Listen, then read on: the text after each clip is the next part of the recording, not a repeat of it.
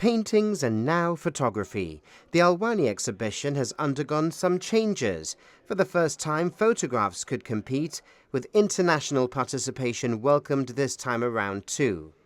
Each a unique and personal work of art.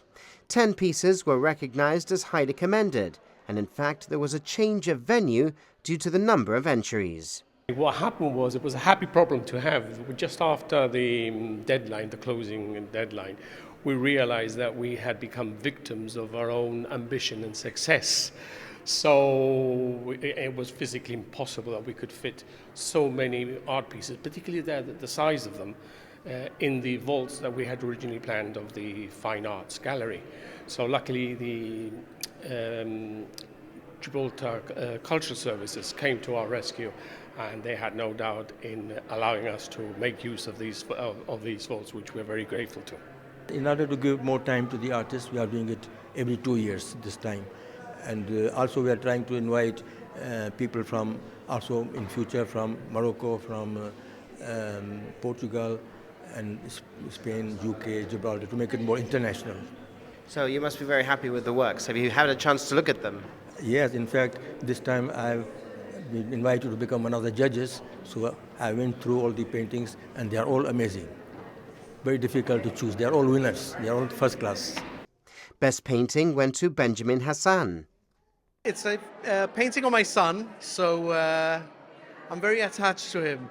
And every time he doesn't live here anymore, so every time he comes, very happy to see him. But when he leaves again, it makes me very sad. So it's just an emotional thing with him. Best photography was awarded to Jenica Pizarro. I used to live in Africa, and we go as often as we can to Zambia. So this was taken in the Lower Zambezi in Zambia. And we'd just seen all the wild dogs do their greeting. In the evenings, early evening, they have a greeting. So they all meet up with each other and they're making their sounds, and then they all set off to hunt just as the light starts to go down. So this was just as they were going off to hunt, and they'd spotted some impalas in the distance. And Gabriella Martinez was announced as the overall winner of the Alwani Exhibition. So this was around about a week after my grandfather had passed away. So I was just accompanying my granny, had my camera with me, took a few photographs of her. And this was a moment where we had realized, well, this was my grandfather's armchair. Yeah, so it was a really sort of important part in the living room.